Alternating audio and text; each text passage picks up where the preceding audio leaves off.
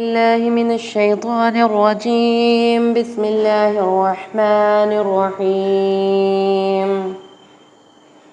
قال الملأ الذين استكبروا من قومه لنخرجنك يا شعيب والذين آمنوا معك من قريتنا أو لتعودن في ملتنا. قال ولو كنا كارهين قد افترينا على الله كذبا إن عدنا في ملتكم بعد إذ نجانا الله منها وما يكون لنا أن نعود فيها إلا أن يشاء الله ربنا وسع ربنا كل شيء علما على الله توكلنا ربنا افتح بيننا وبين قومنا بالحق وأنت خير الفاتحين. قال الملأ الذين كفروا من قومه لئن اتبعتم شعيبا إنكم إذا لخاسرون فأخذتهم الرجفة فأصبحوا في دارهم جاثمين. الذين كذبوا شعيبا كأن لم يغنوا فيها الذين كذبوا شعيبا كانوا هم الخاسرين فتولى عنهم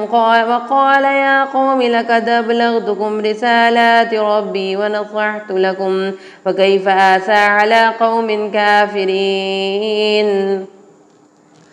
وما أرسلنا في قرية من نبي إلا أخذنا أهلها بالبأساء والضراء لعلهم يضرعون ثم بدلنا مكان السيئة الحسنة حتى عفوا وقالوا قد مس آباءنا السراء والسراء فأخذناهم بغتة وهم لا يشعرون. ولو أن أهل القرى آمنوا واتقوا لفتحنا عليهم بركات من السماء والأرض ولكن كذبوا وأخذناهم بما كانوا يكسبون. أفأمن أهل القرى أن يأتيهم بأسنا بياتا وهم نائمون أوامن أهل القرى أن يأتيهم بأسنا ضحى وهم يلعبون. أفأمنوا مكر الله فلا يأمن مكر الله إلا القوم الخاسرون. أولم يهد للذين يرثون الأرض من بعد أهلها أن لو نشاء أصبناهم بذنوبهم ونطبع على قلوبهم فهم لا يسمعون. تلك القرى نقص عليك من أنبائها ولقد جاءتهم رسلهم بالبينات وما كانوا ليؤمنوا بما كذبوا من قبل كذلك يطبع الله على قلوب الكافرين. فما وجدنا لأكثرهم من عهد وإن وجدنا أكثرهم لفاسقين. ثم بعثنا من بعدهم موسى بآياتنا إلى فرعون وملئه فظلموا بها فانظر كيف كان عاقبة المفسدين. وقال موسى يا فرعون إني رسول من رب العالمين حقيق على ألا أقول على الله إلا الحق قد جئتكم ببينة من ربكم فأرسل معي بني إسرائيل. قال إن كنت جئت بآية فأت بها إن كنت من الصادقين. فألقى عصاه فإذا هي ثعبان مبين ونزع يده فإذا هي بيضاء للناظرين. وقال الملأ من قوم فرعون إن هذا لساحر عليم يريد أن يخرجكم من أرضكم فماذا تأمرون. قالوا أرجئه أخاه وأرسل في المدائن حاشرين يأتوك بكل ساحر عليم. فجاء السحرة فرعون قالوا إن لنا لأجرا إن كنا نحن الغالبين. قال نعم وإنكم لمن المقربين. قالوا يا موسى إما أن تلقي وإما أن نكون نحن الملقين. قال ألقوا فلما ألقوا سحروا أعين الناس واسترهبوهم وجاءوا بسحر عظيم. وأوحينا إلى موسى أن ألق عصاك فإذا هي تلقف ما يأفكون فوقع الحق وبطل ما كانوا يعملون وغلبوا هنالك وانقلبوا صاغرين فألقي السحرة ساجدين قالوا آمنا برب العالمين رب موسى وهارون قال فرعون آمنتم به قبل أن آذن لكم إن هذا لمكر مكرتموه في المدينة لتخرجوا منها أهلها فسوف تعلمون لأقطعن أيديكم وأرجلكم من خلاف ثم لأصلبنكم أجمعين قالوا إنا إلى ربنا منقلبون وما تنقم منا إلا أن آمنا بآيات ربنا لما جاءتنا ربنا أفرغ علينا صبرا وتوفنا مسلمين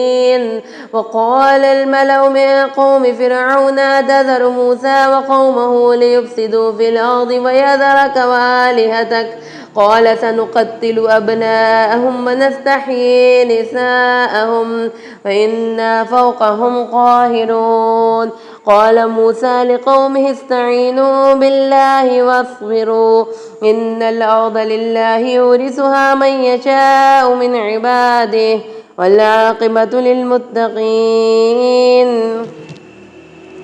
قالوا أوذينا من قبل أن تأتينا ومن بعد ما جئتنا قال عسى ربكم أن يهلك عدوكم ويستخلفكم في الأرض فينظر كيف تعملون ولقد أخذنا آل فرعون بالسنين ونقص من الثمرات لعلهم يذكرون فإذا جاءتهم الحسنة قالوا لنا هذه وإن تصبهم سيئة يطيروا بموسى ومن معه ألا إنما طائرهم عند الله ولكن أكثرهم لا يعلمون وقالوا مهما تأتنا به من آية لتسحرنا بها فما نحن لك بمؤمنين فأرسلنا عليهم الطوفان والجراد والقمل فالضفادع والدم آيات مفصلات واستكبروا وكانوا قوما مجرمين فلما وقع عليهم الرجز قالوا يا موسى ادع لنا ربك بما عهد عندك لئن كشفت عنا الرجز لنؤمنن لك ولنرسلن معك بني إسرائيل فلما كشفنا عنهم الرجز إلى أجل هم بالغوه إذا هم ينكثون فانتقمنا منهم فأغرقناهم في اليم بأنهم كذبوا بآياتنا وكانوا عنها غافلين وأورثنا القوم الذين كانوا يستضعفون مشارق الأرض ومغاربها التي باركنا فيها وتمت كلمة ربك الحسنى على بني إسرائيل بما صبروا ودمرنا ما كان يصنع فرعون وقومه وما كانوا يعرشون وجاوزنا ببني إسرائيل البحر فأتوا على قوم يعكفون على أصنام لهم قالوا يا موسى اجعل لنا إلها كما لهم آلهة قال إنكم قوم تجهلون إن هؤلاء متبر ما هم فيه وباطل ما كانوا يعملون قال غير الله يبغيكم إلها وهو فضلكم على العالمين وإذا أنجيناكم من آل فرعون يسومونكم سوء العذاب يقتلون أبناءكم ويستحيون نساءكم وفي ذلكم بلاء من ربكم عظيم ووعدنا موسى 30 ليلة وأتممناها ب10 فتم ميقات ربه 40 ليلة وقال موسى لأخيه هارون اخلفني في قومي وأصلح ولا تتبع سبيل المفسدين ولما جاء موسى لميقاتنا وكلمه ربه قال رب أرني أنظر إليك قال لا تراني ولكن انظر إلى الجبل فإن استقر استقر مكانه فسوف تراني. فلما تجلى ربه للجبل جعله دكا وخر موسى صعقا. فلما أفاق قال سبحانك تبت إليك وأنا من أول المؤمنين. قال يا موسى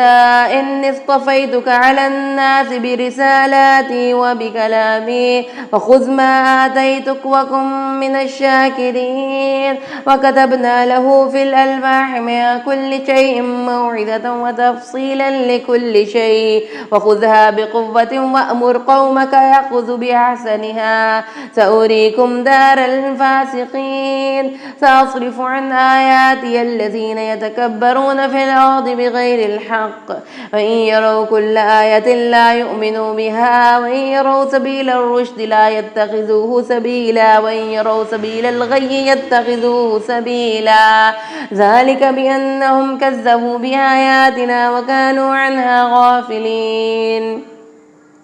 والذين كذبوا بآياتنا ولقاء الآخرة حبطت أعمالهم هل يجزون إلا ما كانوا يعملون. واتخذ قوم موسى من بعده من حليهم عجلا جسدا له خوار ألم يروا أنه لا يكلمهم ولا يهديهم سبيلا اتخذوه وكانوا ظالمين. ولما سقط في أيديهم برأوا أنهم قد ضلوا قالوا لئن لم يرحمنا ربنا ويغفر لنا لنكونن من الخاسرين. ولما رجع موسى إلى قومه غضبان آسفا قال بئس ما خلفتموني من بعدي أعجلتم أمر ربكم. وألقى الألواح وأخذ برأس أخيه يجره إليه قال ابن أم إن القوم استضعفوني وكادوا يقتلونني فلا تشمت بي الأعداء ولا تجعلني مع القوم الظالمين. قال رب اغفر لي ولأخي وأدخلنا في رحمتك إن وأنت أرحم الراحمين. إن الذين اتخذوا العجل سينالهم غضب من ربهم وذلة في الحياة الدنيا وكذلك نجزي المفترين. والذين عملوا السيئات ثم تابوا من بعدها وآمنوا إن ربك من بعدها لغفور رحيم. ولما سكت عن موسى الغضب وأخذ الألواح وفي نسختها هدى ورحمة للذين هم لربهم يرهبون. واختار موسى قومه 70 رجلا لميقاتنا فلما أخذتهم الرجفة قال رب لو شئت أهلكتهم من قبل وإياي أتهلكنا بما فعل السفهاء منا إن هي إلا فتنتك تضل بها ما تشاء وتهدي ما تشاء أنت ولينا فاغفر لنا وارحمنا وأنت خير الغافرين. واكتب لنا في هذه الدنيا حسنة وفي الآخرة إنا هدنا إليك. قال عذابي يصيب به من أشاء ورحمتي وسعت كل شيء فسأكتبها للذين يتقون ويؤتون الزكاة والذين هم بآياتنا يؤمنون. الذين يتبعون الرسول النبي الأمي الذي يجدونه مكتوبا عندهم في التوراة والإنجيل يأمرهم بالمعروف وينهاهم عن المنكر ويحل لهم الطيبات ويحرم عليهم الخبائث ويضع عنهم إصرهم والأغلال التي كانت عليهم. فالذين آمنوا به وعزروه ونصروه واتبعوا النور الذي أنزل معه أولئك هم المفلحون. قل يا أيها الناس إني رسول الله إليكم جميعا الذي له ملك السماوات والأرض لا إله إلا هو يحيي ويميت. فآمنوا بالله ورسوله النبي الأمي الذي يؤمن بالله واتبعوه لعلكم تهتدون. ومن قوم موسى أمة يهدون بالحق وبه يعدلون. وقطعناهم 12 أسباطا أمما. وأوحينا إلى موسى إذ استسقاه قومه أن اضرب بعصاك الحجر فانبجست منه 12 عينا قد علم كل أناس مشربهم وزللنا عليهم الغمام وأنزلنا عليهم المن والسلوى كلوا من طيبات ما رزقناكم وما ظلمونا ولكن أنفسهم يظلمون. وإذا قيل لهم اسكنوا هذه القرية وكلوا من حيث شئتم وقولوا حطة وادخلوا الباب سجدا نغفر لكم خطيئاتكم سنزيد المحسنين. وبدل الذين ظلموا منهم قولا غير الذي قيل لهم فأرسلنا عليهم رجزا من السماء بما كانوا يظلمون. واسألهم عن القرية التي كانت حاضرة البحر إذ يعدون في السبت إذ تأتيهم حيتانهم يوم سبتهم شرعا ويوم لا يسبتون لا تأتيهم كذلك نبلوهم بما كانوا يفسقون. وإذ قالت أمة منهم لم تعظون قوما الله مهلكهم أو معذبهم عذابا شديدا قالوا معذرة إلى ربكم ولعلهم يتقون. فلما نسوا ما ذكروا به أنجينا الذين ينهون عن السوء وأخذنا الذين ظلموا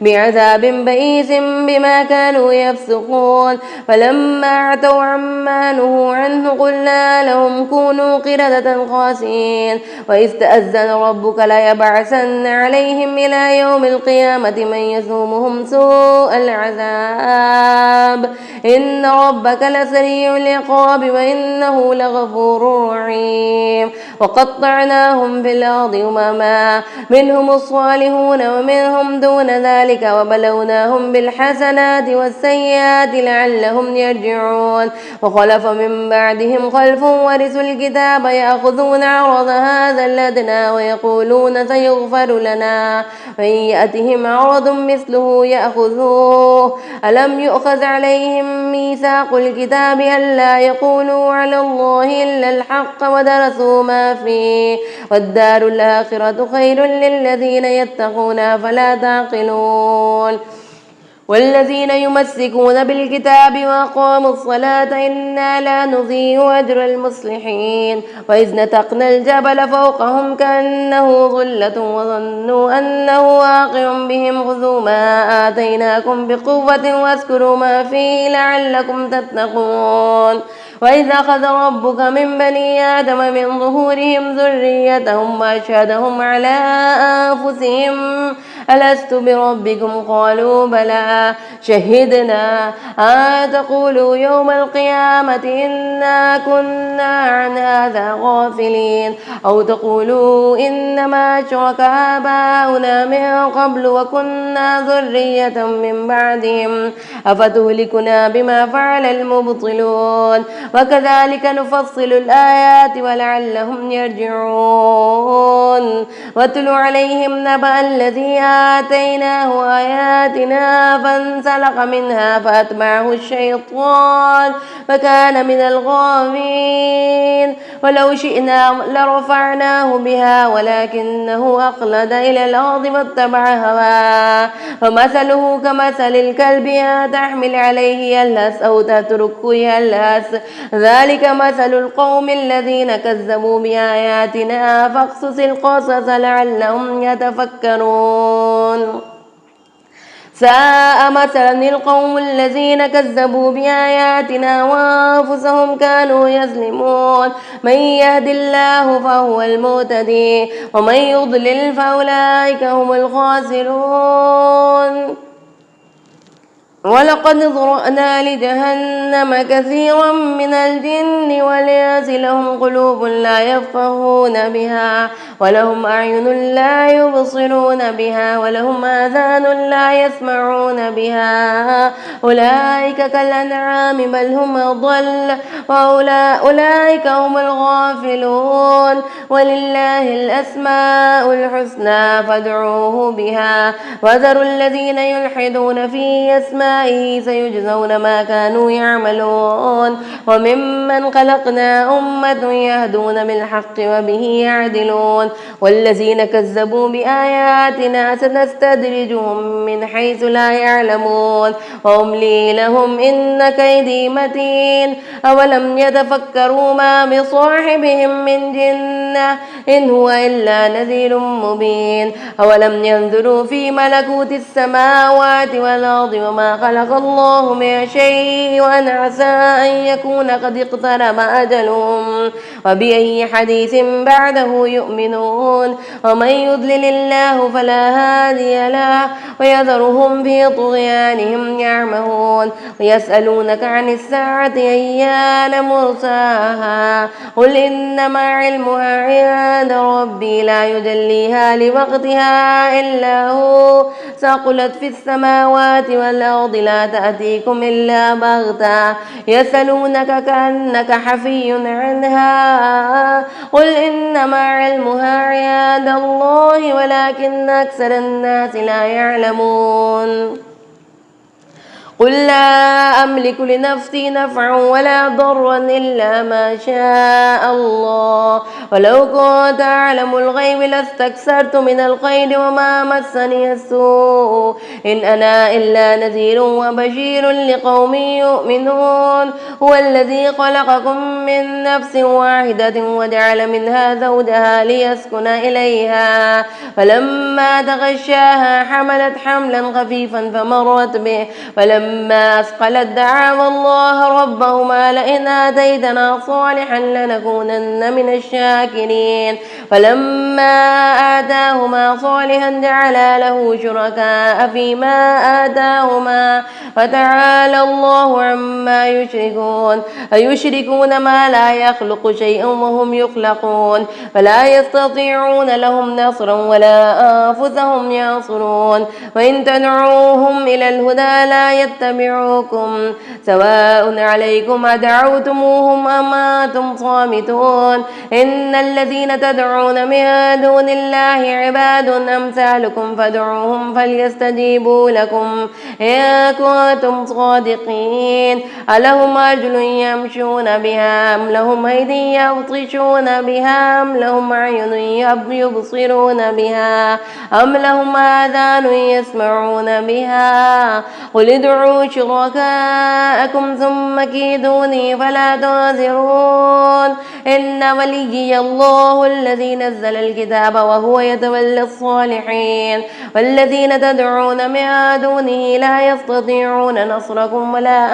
أنفسهم ينصرون فإن تدعوهم إلى الهدى لا يسمعوا تراهم ينظرون إليك وهم لا يبصرون خذ العفو وأمر بالعرف وأعرض عن الجاهلين وإما ينزغنك من الشيطان نزغ فاستعذ بالله إنه سميع عليم إن الذين اتقوا إذا مسهم طائف من الشيطان تذكروا فإذا هم مبصرون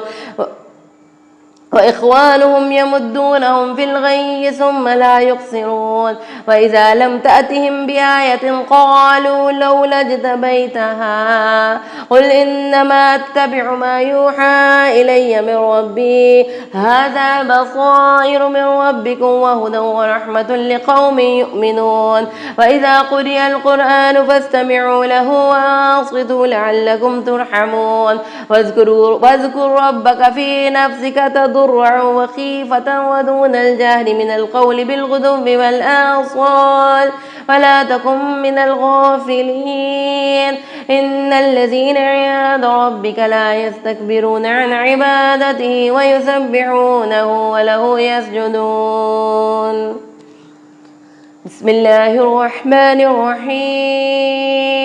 يسألونك عن الأنفال قل الأنفال لله والرسول فاتقوا الله وأصلحوا ذات بينكم وأطيعوا الله ورسوله إن كنتم مؤمنين إنما المؤمنون الذين إذا ذكر الله وجلت قلوبهم وإذا تليت عليهم آياته زادتهم إيمانا وعلى ربهم يتوكلون الذين يقيمون الصلاة ومما رزقناهم ينفقون أولئك هم المؤمنون حقا لهم درجات عند ربهم مغفرة ورزق كريم كما أخرجك ربك من بيتك بالحق وإن فريقا من المؤمنين لكارهون يجادلونك في الحق بعدما تبين كأنما يساقون إلى الموت وهم ينظرون وإذ يعدكم الله إحدى الطائفتين أنها لكم وتودون أن غير ذات الشوكة تكون لكم ويريد الله أن يحق الحق بكلماته ويقطع دابر الكافرين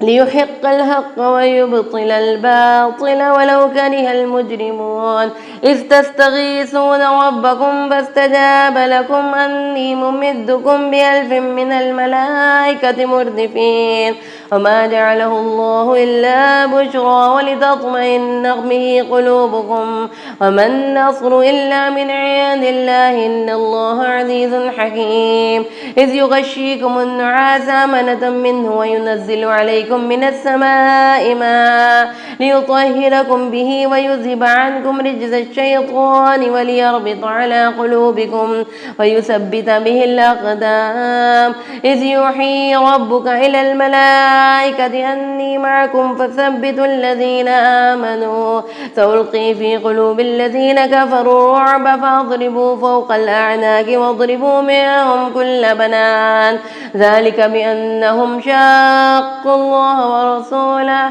ومن يشاقق الله ورسوله فإن الله شديد العقاب ذلكم فذوقوه وأن للكافرين عذاب النار يا أيها الذين آمنوا إذا لقيتم الذين كفروا زحفا فلا تولوهم الأدبار ومن يولهم يومئذ دبره إلا متحرفا لقتال أو متحيزا إلى فئة فقد باء بغضب من الله ومأواه جهنم وبئس المصير فلم تقتلوهم ولكن الله قتلهم وما رميت إذ رميت ولكن الله رمى وليبلي المؤمنين منهم بلاء حسنا إن الله سميع عليم ذلكم بأن الله موهن كيد الكافرين إن تستفتحوا فقد جاءكم الفتح وإن تنتهوا فهو خير لكم وإن تعودوا نعود ولن تغني عنكم فئتكم شيئا ولو كثرت وأن الله مع المؤمنين يا أيها الذين آمنوا أطيعوا الله ورسوله ولا تولوا عنه وأنتم تسمعون ولا تكونوا كالذين قالوا سمعنا وهم لا يسمعون إن شر الدواب عند الله الصم البكم الذين لا يعقلون ولو علم الله فيهم خيرا لأسمعهم ولو أسمعهم لتولوا وهم معرضون يا أيها الذين آمنوا استجيبوا لله وللرسول إذا دعاكم لما يحييكم واعلموا أن الله يحول بين المرء وقلبه وأنه إليه تحشرون واتقوا فتنة لا تصيبن الذين ظلموا منكم خاصة واعلموا أن الله شديد العقاب واذكروا إذا أنتم قليلا مستضعفون في الأرض تخافون أن يتخطفكم الناس فآواكم وأيدكم بنصره ورزقكم من الطيبات لعلكم تشكرون يا أيها الذين آمنوا لا تخونوا الله والرسول وتخونوا أماناتكم وأنتم تعلمون واعلموا أنما أموالكم وأولادكم فتنة وأن الله عنده أجر عظيم يا أيها الذين آمنوا يا تتقوا الله يجعل لكم فرقانا ويكفر عنكم سيئاتكم ويغفر لكم والله ذو الفضل العظيم وإذ يمكر بك الذين كفروا ليثبتوك أو يقتلوك أو يخرجوك ويمكرون ويمكر الله والله خير الماكرين وإذا تتلى عليهم آياتنا قالوا قد سمعنا لو نشاء لقلنا مثل هذا إن هذا إلا أساطير الأولين وإذ قال اللهم إن كان هذا هو الحق من ربك وإذ قالوا اللهم إن كان هذا هو الحق من عندك فأمطر علينا حجارة من السماء أو ائتنا بعذاب أليم وما كان الله ليعذبهم وأنت فيهم وما كان الله معذبهم وهم يستغفرون وما لهم ألا يعذبهم الله وهم يصدون عن المسجد الحرام وما كانوا أولياء إن أولياؤه إلا المتقون ولكن أكثرهم لا يعلمون وما كان صلاتهم عند البيت إلا مكاء وتصديا وذوقوا العذاب بما كنتم تكفرون إن الذين كفروا ينفقون أموالهم ليصدوا عن سبيل الله وسينفقونها ثم تكون عليهم حسرة ثم يغلبون والذين كفروا إلى جهنم يحشرون